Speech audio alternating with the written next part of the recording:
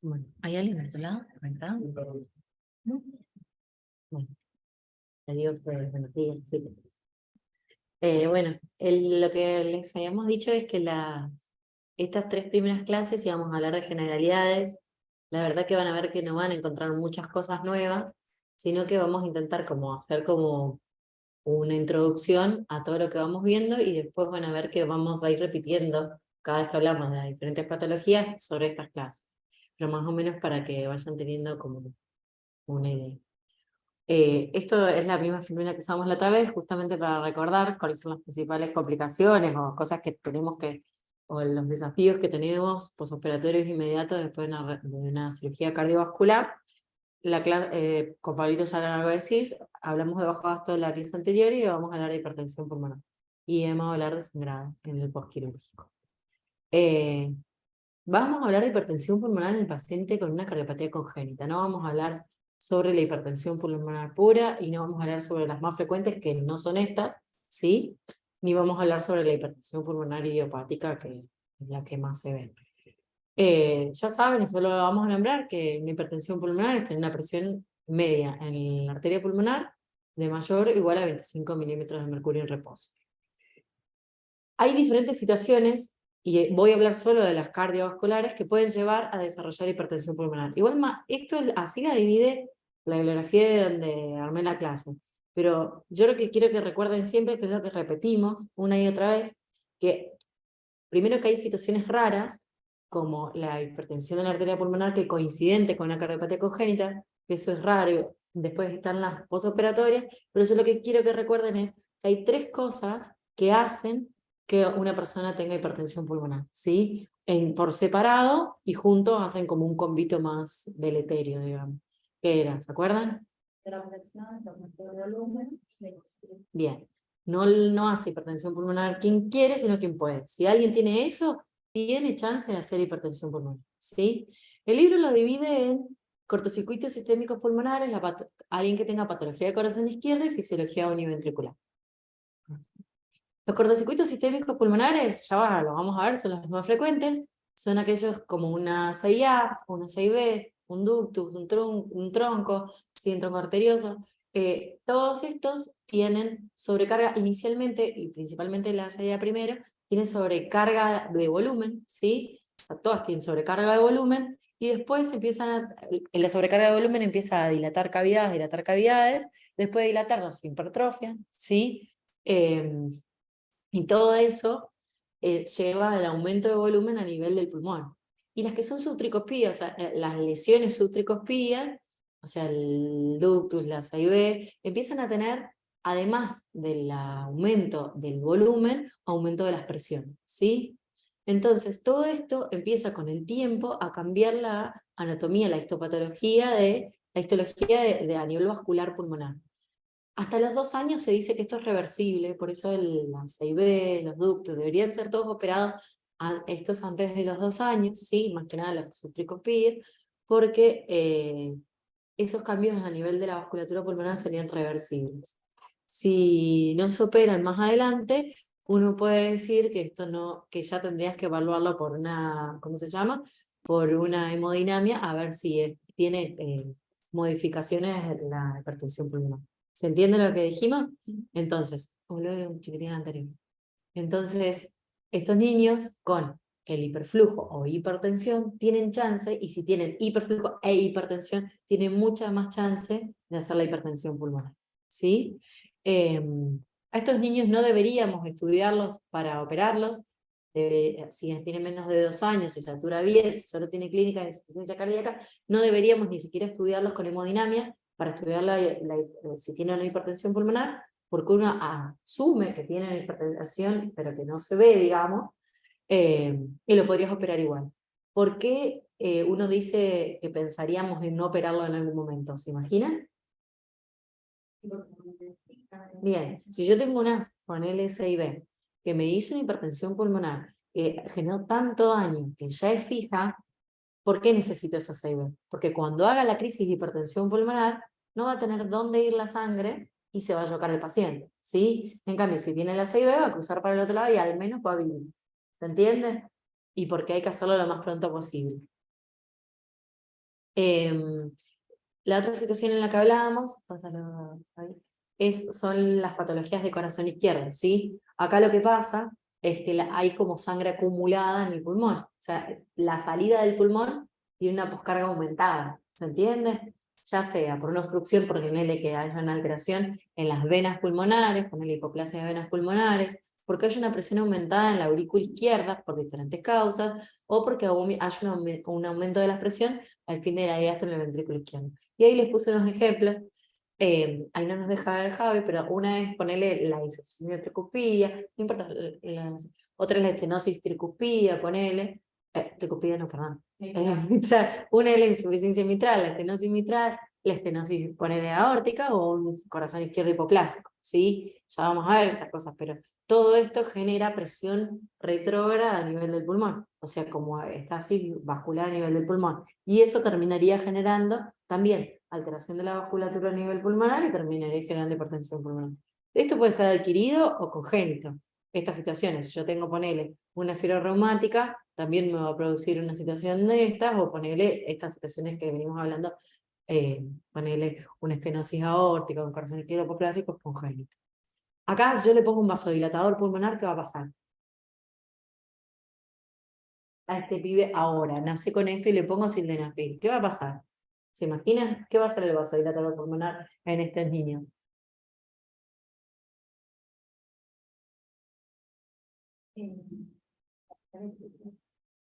Va a producir empeoramiento clínico, porque piensen que ya tengo una estasis vascular, o sea, el pulmón no se puede deshacer inicialmente, digo, después cuando ya la tenga instaurada, cagamos, pero no se puede deshacer de tanta sangre. Esta hipertensión pulmonar se está formando por justamente que tiene aumentada la poscarga de ese pulmón. Entonces yo le pongo un vasodilatador pulmonar y empeoro el cuadro, ¿sí? Esto no se trata con vasodilatadores pulmonares, sino que lo que hay que tratar es el problema justamente del corazón izquierdo. Lo mismo que si yo tengo una CIB, le pongo vasodilatadores pulmonares, no voy a prevenir nada, voy a empeorar el cuadro, ¿se entiende? Y otra situación son aquellas, son aquellas patologías que cursan con hipoxemia, ¿sí? Esto, ¿saben qué es? Es un ventrículo único, bien, es un Fontan, ¿sí? Ya lo vamos a ver, pero el Glenn, fíjense, lo que ven celeste así horizontal, es la arteria pulmonar, ¿sí? Lo que viene de arriba es la vena cava superior, que esa sería el Glenn, y la vena cava inferior es lo de abajo que se une, que es el Fontan, ¿sí? ¿Se entiende? Entonces tengo el corazón derecho sería todo lo celeste y el corazón izquierdo sería todo lo cremita, ¿sí? Bien, entonces en estos pacientes, lo que tienen que, previo a las cirugías, estos pacientes suelen cursar con mucha hipoxemia, ¿sí? Acuérdense que la hipoxemia es una de las causas que pueden llevar a la hipertensión pulmonar, ¿sí? Estos pacientes, para decidir hacer un Glenn y después para decidir hacer el otro pasito, que es el Fontan, que en algún momento hemos hablado, tienen que sí o sí ser valorados cómo está ese pulmón. ¿Qué significa? Hay que hacer una hemodinamia, hay que hacer un cateterismo y ver, decir, che, ¿cómo está este pulmón? ¿Tiene hipertensión pulmonar? ¿No tiene hipertensión pulmonar? Lo mismo que con ecocardiografía, ¿sí? ¿Por qué? Porque si yo ya a este paciente lo opero y le hago esto con hipertensión pulmonar o con mucho riesgo de hacer hipertensión pulmonar, este paciente no tiene mucha chance de vivir. ¿Por qué? Toda la sangre que entra a la arteria pulmonar no entra porque alguien la empuja, entra por diferencias de presión. ¿Se entiende? Si yo tengo un neumotórax, un derrame pleural, tengo hipertensión pulmonar, la sangre no va a llegar al pulmón. Y si no llega al pulmón, después no va a llegar al corazón izquierdo. ¿Se entiende? Bien.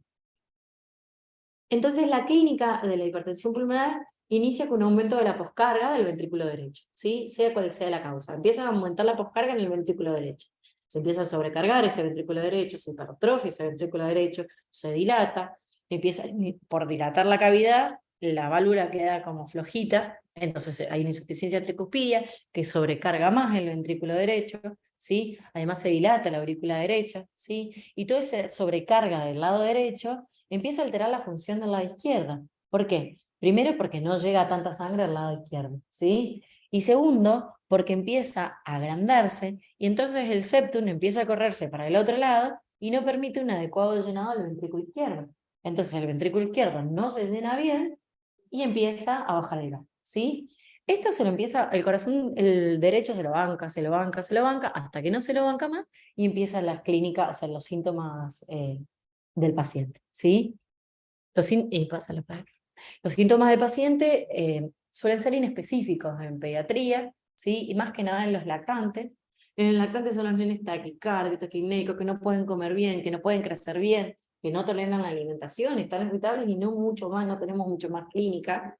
En cambio, los nenes más grandes, los niños, más grandecitos, empiezan a tener ya más síntomas de adultos: cansancio, disnea de esfuerzo, dolor torácico y síncopas. El diagnóstico, esto es hipertensión pulmonar previo, ¿sí?, a la cirugía, pero el diagnóstico de hipertensión pulmonar lo podemos hacer previo o post, pero es con ecocardiografía, sería como el método de elección, porque es obviamente no invasivo, y se hace para, no solo para diagnóstico, sino también para seguimiento. Podemos ver la anatomía cardíaca, estimar la presión de la arteria pulmonar y evaluar la función ventricular. El electro y la radiografía van a dar signos indirectos, y el cateterismo es lo que les dije, se hace para algunos pacientes que necesitamos confirmar el diagnóstico, que evaluar la gravedad de la hipertensión pulmonar, porque justamente va a ser quien nos va a definir el pronóstico y la operabilidad o no. Hay pacientes que dicen, no, mirá, no es factible, no se puede operar este canal, vino súper tarde, tiene hipertensión pulmonar fija, no se puede operar, y además, si se puede operar, orienta la terapéutica a ver qué le van a hacer, ¿sí? Y también es posible hacer imágenes, si es necesario, una resonancia de un objeto. Pero los que más se usan son los 4 iniciales.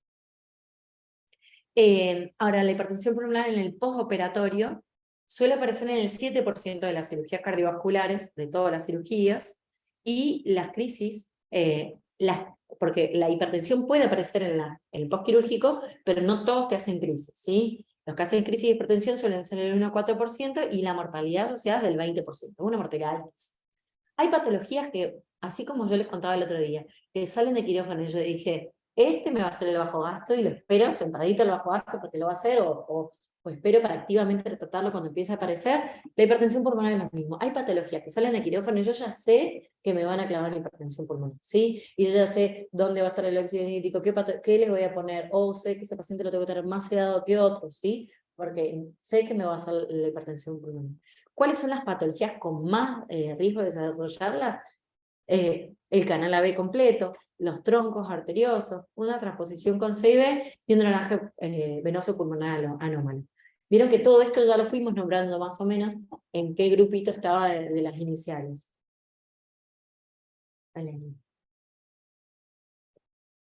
Bueno, ¿me la pasás, Javi? Entonces, vamos a hablar ahora de las crisis de hipertensión pulmonar, ¿sí? Las crisis de hipertensión pulmonar suelen darse por un desencadenante, que suele ser la mayoría de las veces que alguien se acerca al niño y lo aspira, ¿sí? Eso es una crisis, eso puede generar una crisis que está acidótico o hipoxémico, ¿sí? Eso desencadena un aumento súbito y potencialmente fatal de la presión de la arteria pulmonar y las resistencias vasculares periféricas, que lleva a un fallo del ventrículo derecho de manera aguda y grave. Acuérdense que esto no es que un niño que viene divino de la casa, es un niño que ya venía prequirúrgico con signos de hipertensión pulmonar seguramente, ¿sí? Y postquirúrgico generan las crisis, ¿sí? Entonces un ventrículo derecho que no viene funcionando bien de base, y un aumento súbito de la poscarga genera falla ventricular. Eso directamente genera sobrecarga de ese ventrículo, desplaza el tabique interventricular hacia la izquierda, lo que dijimos recién, disminuye el volumen telediastólico del ventrículo izquierdo y genera una hipotensión sistémica inmediata. Y esto genera un círculo vicioso, porque esa hipotensión sistémica genera acidosis metabólica. La acidosis metabólica aumenta las resistencias vasculares pulmonares y la presión de la arteria pulmonar. Mayor por carga del ventrículo, ¿sí? Menor llenado menor QP, o sea, menor flujo pulmonar, más hipoxia, más aumento de las resistencias vasculares pulmonares. Eso, mayor poscarga del bebé, desplaza el tabique, menos volumen telediastólico, y entramos en un círculo vicioso que es, si no lo frenamos, lleva a la muerte, ¿sí? Entonces, esto es para que vean signos clínicos indirectos, para llevarlos a números. Igual ya lo han visto, crisis de hipertensión pulmonar, y ustedes se dan cuenta que es inmediato eso, y si no hacemos algo inmediato, el niño se lo lleva al colapso y se fallece, ¿sí? sería que baja la presión arterial más del 20%, que los niños acianóticos desaturen, ¿sí? O en los cianóticos disminuya más del 10%, que aumente la presión venosa central, pero eso no vamos a dar cuenta antes de ponernos a medir la presión venosa central, y que se pongan bradicárdicos, que no se esté parando.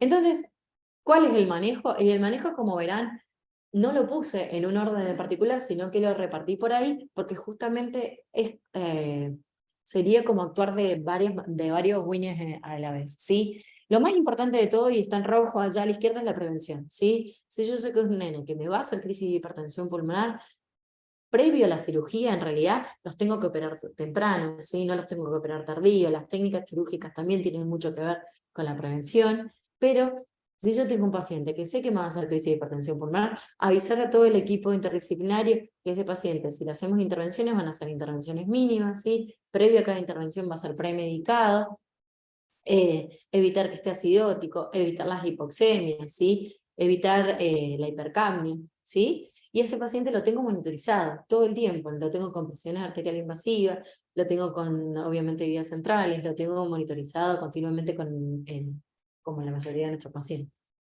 En cuanto al manejo respiratorio, es lo que dijimos, ¿sí? Las tres cosas que hay que evitar, esto es veneno para estos niños: la acidosis, la hipercamia y la hipoxia, ¿sí? Estos niños hay que sacarlos de esos tres lugares, ¿sí? Hay que mantenerlos, no hiperventilarlo como loco, antes hiperventilarse como loco, hay que llevarlo a la normoventilación, ¿sí? Hay que llevar un pH entre 740 y 45, ¿sí? Con un poquito de calótico, nada más, y el oxígeno, acuérdense que es un vasodilatador por excelencia, así que oxígeno al 100%, eso sí. En ese momento deberíamos descartar complicaciones, ¿sí? Y siempre ventilar a estos niños, no como locos, como a veces intentamos hacer, ¿sí? Con la MU o con el respirador, como sea en esas situaciones, sino hiperventilarlos o llevarlos a la normoventilación como volúmenes pulmonares adecuados.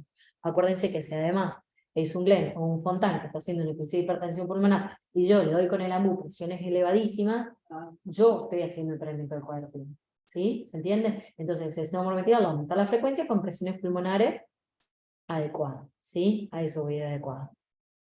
¿Me pasa aquí, Javi? En cuanto a la analgesia, los pacientes que tienen riesgo de hacer la crisis de hipertensión pulmonar tienen que estar en el postquirúrgico inmediato, bien sedados y analgesiados. Si es necesario, se indican relajantes musculares durante las crisis, si no lo podemos sacar, y si es necesario, previo a un procedimiento, dosis adicionales de sedación. Ya hablamos, acuérdense que esto es un ventrículo derecho, nosotros decimos esto es un ventrículo derecho, es como que estos pacientes sufren mucho de ventrículo derecho, ¿sí? Entonces acuérdense, los que sufren mucho de ventrículo derecho que habíamos hablado, no toleran la precarga baja, ¿sí? Así que hay que tenerlos con una linda precarga, pero no hay que sobrecargar a ninguno de estos pacientes de líquido. Entonces estos pacientes hay que tenerlos con una precarga adecuada de líquido. Si yo lo tengo que expandir, mucho cuidado con la expansión, ¿sí? Pero muchos pacientes estos se benefician con un poquito de líquido, ¿sí? Pero mucho cuidado con los líquidos. Si es necesario, acuérdense que estos pacientes se van a yocar, se van a hipotensar, ¿sí? Si es necesario, le ponemos milrinona justamente para vasodilatar los pulmones, ¿sí? Que generalmente estos están ya con un goteo de milrinona y un goteo de milrinona medio generoso para vasodilatar. Y acuérdense de los inotrópicos que veníamos hablando, de la diferencia entre la nora y la vasopresina y terlipresina, ¿sí? Si yo tengo estos niños que se están yocando, están muy hipotensos, y estos sufren de hipertensión pulmonar, no voy a elegir la noradrenalina, ¿sí? Como vasopresor, sino voy a elegir más la vasopresina y la terlipresina, que producen la vasoconstricción sistémica y no tanta vasoconstricción pulmonar, ¿sí? Eso es súper importante. Van a ver que en la cardiovascular la nora es veneno, o sea, está casi que prohibido, ¿sí? Y por último, si nada de todo esto mejora, una de las cosas que puedo utilizar, o algunos pacientes que ya vienen con hipertensión muy grave en el quirófano, es pensar en los vasodilatadores pulmonares, ¿sí? El postquirúrgico inmediato, a diferencia de lo que vieron los pacientes que tienen hipertensión pulmonar habitualmente en su vida, en los postquirúrgicos inmediatos se prefieren las drogas inhaladas, ¿sí? O la tetraciclina y el óxido nítrico inhalado, que es lo que más se usa. Es la terapia de la primera elección. Es muy, muy, muy, muy, muy caro.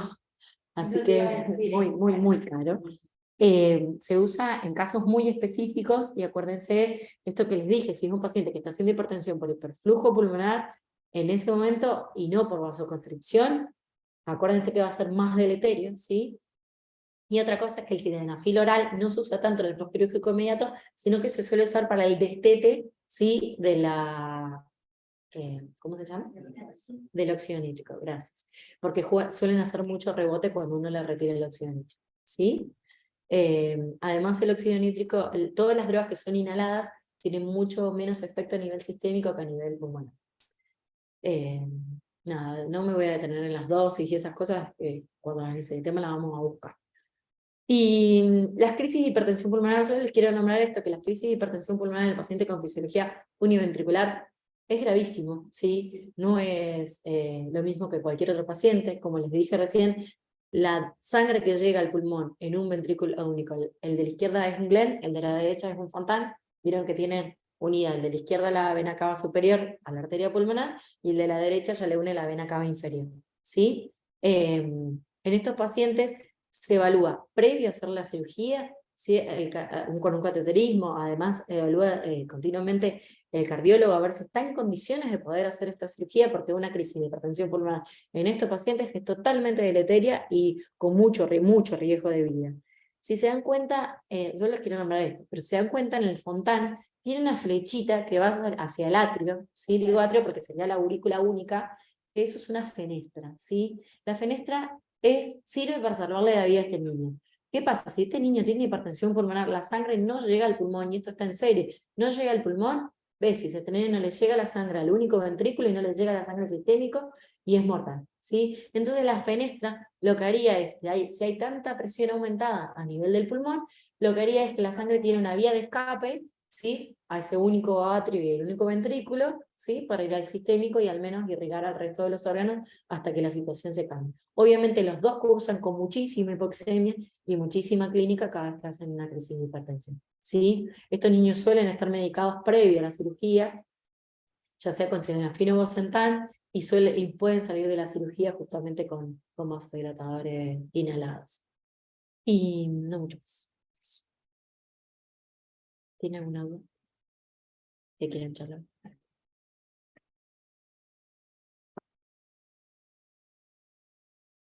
Van a ver que cuando hablemos de cada patología en particular, como que vamos a hacer más hincapié en estas cosas, pero el manejo... Bueno, gente, buenos días. En primer lugar, agradecerles por la invitación. Como dijo Mercedes, podemos hablar de cada tema horas y horas, pero la idea es hacer, por eso puse tips básicos, podés hacer un resumen un poco de lo que uno ha leído y de la poca experiencia que puede tener en el manejo de estos pacientes. Eh, Así que bueno, vamos a dar inicio a hemorragias en el postoperatorio. Como consigna básica es una complicación de cualquier tipo de cirugía, pero en cardiovascular hay algunos ítems que hacen que sea una complicación mucho más frecuente que en cualquier otra cirugía. Hay tres apartados que vamos a ver en las primeras diapositivas. El primero es hemorragias que dependen de la bomba de circulación extracorpórea, como vieron con Pablo. El segundo, sangrados que dependen de la cardiopatía que tiene el paciente.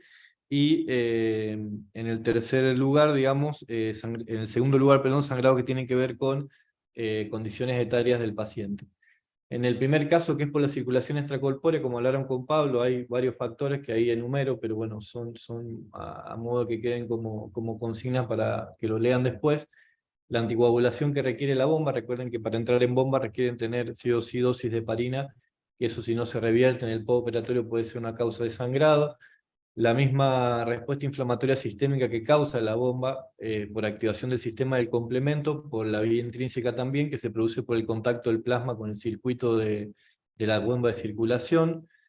Genera la circulación extracorpórea un descenso del 30 al 40% en los factores de coagulación. Y por último, la circulación extracorpórea genera disfunción plaquetaria por múltiples factores también, por la misma heparina, por la hipotermia, por la propia bomba, ¿sí? Entonces, todas estas son causas de que el paciente tenga más predisposición a tener sangrados.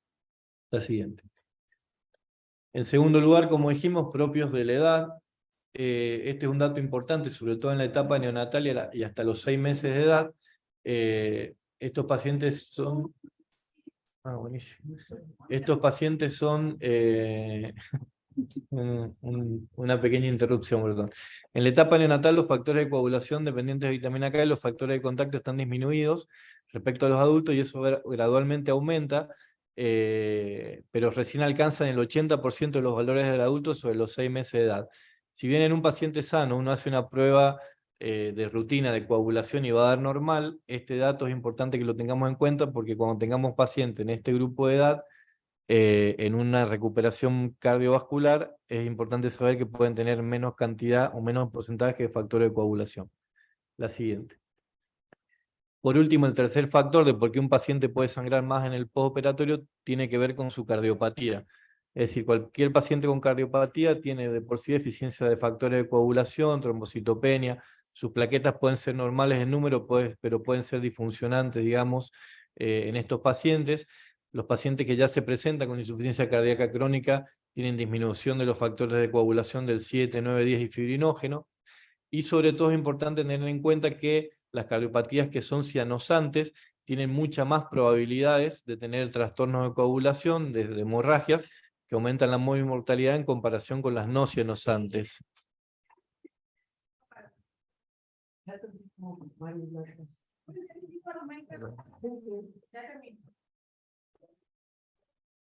Por la policitemia propia que tienen los pacientes, por tener muy aumentado el hematocrito, tienen hiperviscosidad en la sangre, y esta hiperviscosidad genera que tenga estasis a nivel, digamos, de los capilares con formación de microtrombos, y esto genera consumo de factores de coagulación y empeora la coagulopatía.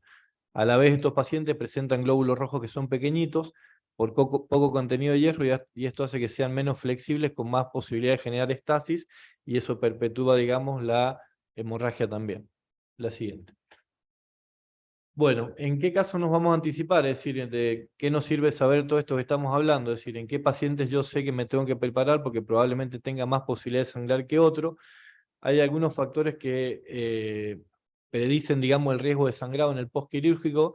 Entonces, en el prequirúrgico uno tiene que tener en cuenta estos valores. Pacientes que tengan un TTPK mayor a 49 segundos, que tengan menos de 190.000 plaquetas en el preoperatorio, o que tengan intrabomba menor a 108.000 plaquetas, que tengan hematocrito, como hablamos en los pacientes cianóticos, más de 45%, o que tengan esta afección en el tromboelastograma. Otros factores, como hablamos, los niños pequeños menores de 1 año, los niños menores de 8 kilos, cuando la duración de la bomba extracorpórea es muy prolongada, estamos hablando más de 90, 100 minutos, cuando la hipotermia que requiere es profundo, o cuando es una cirugía muy compleja, que se asocia, digamos, a la prolongación de la bomba, o que tiene muchos puntos de suturas, o que requiere reoperación. En esos pacientes uno tiene que siempre sospechar la posibilidad de alto sangrado. La siguiente. ¿Cómo hacemos el diagnóstico una vez que estamos en el postoperatorio? ¿Qué es lo importante que sepamos? Si bien depende de la fuente donde lo busquen, van a encontrar diferentes límites.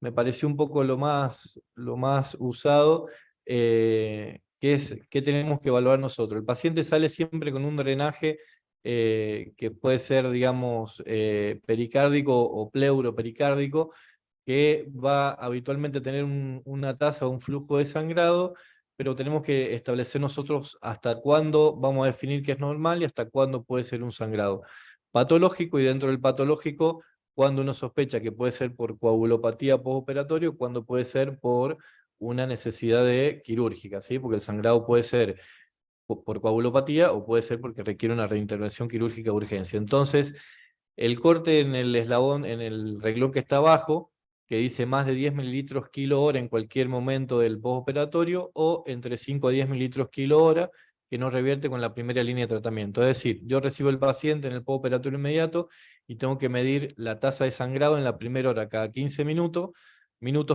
y luego a horario las siguientes 24 horas. ¿Sí? Si en algún momento de ese control el paciente sangra, va aproximándose a los 5 mililitros kilo hora, y bueno, tengo que empezar a pensar en el algoritmo de qué tengo que hacer o qué buscar, digamos, como que tenga una coagulopatía. Pero si en algún momento el paciente de repente empieza a sangrar a una tasa mucho más alta de 10 mililitros kilo hora, ese paciente es quirúrgico hasta que se muestre lo contrario. Y entre 5 y 10 mililitros kilo hora no es tan urgente, pero recomiendan ya ir avisándole al cirujano para que esté al pie de la cama y uno ir tomando las medidas iniciales por la posibilidad de que tenga que entrar a quirófano de vuelta. Este es un apartado como para que vean que a veces estamos un poco limitados con respecto a qué hacer. Digamos, nosotros determinamos que tengo una coagulopatía, tengo un sangrado que está acercando a los 5 mililitros kilo, y digo, bueno, ¿qué hago? ¿Cómo me doy cuenta si es por una coagulopatía o cómo me doy cuenta si es quirúrgico? Las pruebas que usamos de forma rutinaria no nos sirven tanto en este caso, porque por ejemplo el TP y el TTPK tienen que tener un déficit del 50% de los factores para que recién se altere. Entonces quizás la prueba yo la hago ahora y me da normal, y eso no implica que el pibe tenga ya deficiencia de factor y tenga una coagulopatía en curso.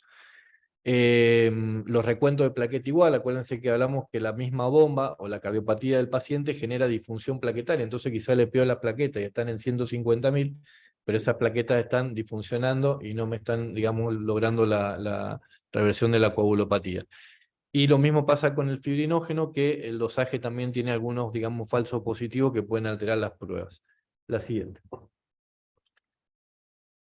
En quirófano usan el TCA, que se llama tiempo de coagulación activado, que tiene algunas ventajas con respecto a las otras pruebas que se hacen en el momento, se hace, digamos, ahí en la cama del paciente, es rapidísimo, pero también tiene algunas ventajas que se puede prolongar en deficiencia de factores, en hipofibrinogenemia, plaquetas menores a 50.000, o sea, que no siempre refleja, digamos, la realidad inmediata.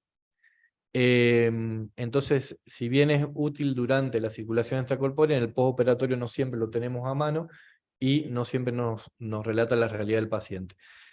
Dato importante, amén a que utilicemos esta prueba, porque es lo que tenemos a mano en la práctica diaria, la misma toma, la misma práctica, tomar la muestra, puede generar alteraciones en las pruebas de coagulación. Es decir, si la muestra, por ejemplo, la enraso con más o menos cantidad de sangre que con el anticoagulante que se le pone, ya te puede generar alteración del resultado de la muestra, ¿sí? Lo siguiente. Entonces, son útiles los métodos complementarios y están muy cuestionados justamente por la velocidad de presentación. Ahora, últimamente en casi todos los centros de mayor complejidad contamos con el tromboelastograma, que no quise abordar, digamos, todo lo que implica la tromboelastografía, porque ya va a exceder, digamos, el tiempo y el propósito de este capítulo, pero creo que tenemos que apuntar a eso, ¿sí? Porque todas estas pruebas que tenemos nosotros de diagnóstico, el TTPK, el TP, el fibrinógeno y demás, no nos dan una evaluación de la vía intrínseca y la vía extrínseca, pero no nos dan un diagnóstico fisiopatológico de cuál es el factor de la coagulación que está afectado y específicamente qué tipo de elementos debemos transfundir. Entonces, la tendencia mundial es usar el tromboelastograma, que después si quieren les paso algún par de link como para que lean, que está buenísimo, pero bueno, es una cuestión de ejercicio y practicarlo. Lo siguiente. Bueno, entonces, determinamos que es un sangrado patológico, determinamos que con las pruebas de coagulación a veces no nos podemos ayudar mucho, entonces dijimos que si asumimos que es una coagulopatía por la misma circulación, por la cardiopatía del paciente, por todo lo que hablamos, las causas más frecuentes generalmente se deben a la falta o de reversión de la heparina que hicieron intrabomba, o anomalías, como dijimos, y funciones plaquetarias, o a déficit de fibrinógeno. Entonces, inicialmente, lo primero que tenemos que hacer es saber qué objetivo vamos a buscar, digamos, como tips, digamos, de referencia. Ejemplo, hematocritos se buscan siempre mayor a 30, a 35-40% cuando son patologías que no se han corregido a biventricular y siguen siendo cianosantes, o mayor a 30-35% en el caso de que sean no cianosantes, ¿sí? Que se hayan corregido a biventricular. Plaquetas mayor a 50.000, fibrinógeno mayor a 180, TIPS mayor a 100 en algunos lugares, y el TP o el TTPK que sea menor o igual a 1,5 veces el valor de control, ¿sí? El siguiente. Entonces, si estamos ante una coagulopatía, el primer paso es primero corregir todo lo que se pueda, digamos, a nivel del medio interno antes de empezar a transfundir, sobre todo el nivel de temperatura, como dijimos, es muy importante, la hipotermia que se induce en la cirugía y en el postoperatorio inmediato genera mucha, perpetúa, digamos, la coagulopatía. Entonces, lo primero que tenemos que trabajar es sobre la temperatura corporal central, el pH de la sangre, el calcio ionizado, el sérico, y la concentración del hematocrito, que ya la hablamos. Lo siguiente. Bueno, por último, para ir finalizando, con respecto a los hemoderivados, es decir, cuáles son las recomendaciones, si bien la secuencia, que no lo dije, pero como hablábamos recién, asumiendo que cuando hay una coagulopatía postoperatoria inmediata, las complicaciones pueden ser la falta de reversión del heparin, y bueno, en ese caso habrá que ver si hacer una dosis de protamina disminuye la tasa de flujo de sangrado. Si eso no lo corrige, tenemos que pensar que puede ser una disfunción plaquetaria. Entonces, por más que las plaquetas estén normales, la primera secuencia sería transfundir plaquetas. Son todos algoritmos a ciegas. O sea, lo ideal sería tener el tromboelastograma, que lo tengamos en la cama del paciente, que sea rápido y te diga, bueno, la fisiopatología de tu coagulopatía es esta, transfundir factores, transfundir plaquetas y demás. En el caso que no se cuente, el algoritmo suele ser ese. Pero también si uno sospecha que falta reversión de la heparina, que en ese caso también uno puede contar con el TCA para que te dé esa opción. En el caso de que no sea, el primer hemoderivados que uno tendría que pensar en transfundir sería plaquetas, ¿sí? Después de haber optimizado el hematocrito, ojo, ¿no? Si vos tenés un hematocrito menor a 25 o 30%, es como decía, corregir la hemostasia, mejorar la temperatura, mejorar el pH, corregir el calcio y llevar el hematocrito a ese valor. Si a pesar de eso sigue sangrando, pasa a plaquetas por más que estén normales. Si con eso no corrige, sería plasma y crío en ese orden, ¿sí? Entonces, esto es un repaso general digamos, de los hemoderivados que utilizamos, los glóbulos rojos, que en general también, en vez del hematocrito, en algunos lugares te recomiendan no transfundir con menos de 7 gramos en los cianóticos, en los acianóticos, perdón, y con menos de 10 gramos recién transfundir en los cianóticos. Y el paciente que esté en ECMO, recién con menos de 12 gramos los transfundís. La dosis que usamos en rojo es 5 a 10 mililitros por kilo, que eso aumenta aproximadamente en un 6% el hematocrito. Con respecto a las plaquetas también, hay criterios de transfusión, como les decía. Si el paciente está con una tasa de sangrado patológico, por más que el número esté normal, por disfunción lo vas a transfundir, pero por ejemplo, en el caso de que tengas menos de 10.000 plaquetas con o sin sangrado se corrigen, que tenga entre 30 y 50.000 con sangrado activo, le tenés que poner un drenaje, un catéter, también transfundís plaquetas. Paciente en ECMO con menos de 100.000 generalmente recomiendan transfundir plaquetas, o que tenga sangrado con antecedente de un paciente que previo a la cirugía estaba ingiriendo ácido acetil salicílico u otro antiagregante con recuento de plaquetas normales. Se utiliza una unidad cada 5 a 10 kilos de peso del paciente. La siguiente. Con respecto al plasma fresco congelado también, se utiliza en déficit específico de factor 7, cuando hay transfusión masiva. Recuerdan que hacíamos el ratio 1-1-1 o 2-1-1, rojos, plaquetas y plasma, o sea, por eso se interviene, digamos, en la transfusión masiva. En déficit de factores de vitamina K dependientes, que el paciente venía tomando, digamos, por ejemplo, anticoagulantes orales, y vos haces la vitamina K y no te da tiempo a esperar porque el pibe está sangrando masivamente, en ese caso también puedes utilizar el plasma fresco hasta que haga efecto la vitamina K, que suele ser de 20 minutos a 30 minutos. En déficit de factores por hepatopatía o coagulopatía con sangrado, o neutralización, como hablamos, de anticoagulantes orales. La dosis de plasma de 10 a 20 mililitros por kilo. La siguiente. Con respecto a los crioprecipitados también, en sangrados con hipofibrinogenemia, en general cuando tiene menos de 100 miligramos de fibrinógeno, la indicación en este caso es pasar crioprecipitado antes que plasma. Bueno, enfermedad de von Willebrand, y hay otras indicaciones. Y por último, el factor 7 Novo-7, que como en la mayoría de los capítulos van a leer, ese tiene una indicación off-label en cardiovascular, o sea, no hay indicaciones de primera línea, ni evidencia que lo respalde, pero la mayoría de los centros, cuando ya tienen un sangrado que determinaron que no es quirúrgico y que perpetúa, digamos, como una coagulopatía, después de haber corregido temperaturas y dosis, haber hecho esta secuencia de transfusión y el paciente sigue sangrando, es una opción a tener en cuenta, digamos, como última medida, sobre todo por el riesgo de generar trombosis, y en la mayoría de los casos se han demostrado que son principalmente arteriales más que venosas, o sea que el riesgo de tener una ACV, un infarto de miocardio, digamos, justamente por el tratamiento de la coagulopatía. Exactamente, como una última opción. Lo último. La siguiente, Javi. Y nada más.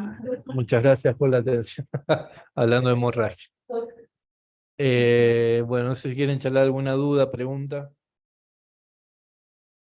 Parece que es un tema que da para hablar mucho, pero es bastante escueto, sobre todo cuando no tenés tromboelastografía. Entonces es un poco siga, pero lo más importante que me interesa a mí que les queda a ustedes es la tasa de sangrado que es esperable, la tasa de sangrado que es para pensar una coagulopatía y la tasa de sangrado que uno dice, noche llama al cirujano porque esto es quirúrgico. Lo otro que me faltó decir es que muchas veces, de la mayoría de las veces que se meten a quirófano los pacientes pensando que es una alteración quirúrgica, el 50% no es. Pero el solo hecho de lavar, por ejemplo, las cavidades, de retirar el coágulo que está perpetuando justamente la coagulopatía, genera, digamos, mejoría del sangrado, ¿sí? Fármacos que se pueden utilizar fuera de los hemoderivados, que generalmente el protocolo que lo utilizan intraquirófano, pero no está exento que nosotros los vamos a utilizar después, como por ejemplo los fibrinolíticos, el tranexámico, el Epsilon y demás. Es lo que me faltó agregar ahí. Sí, en muchas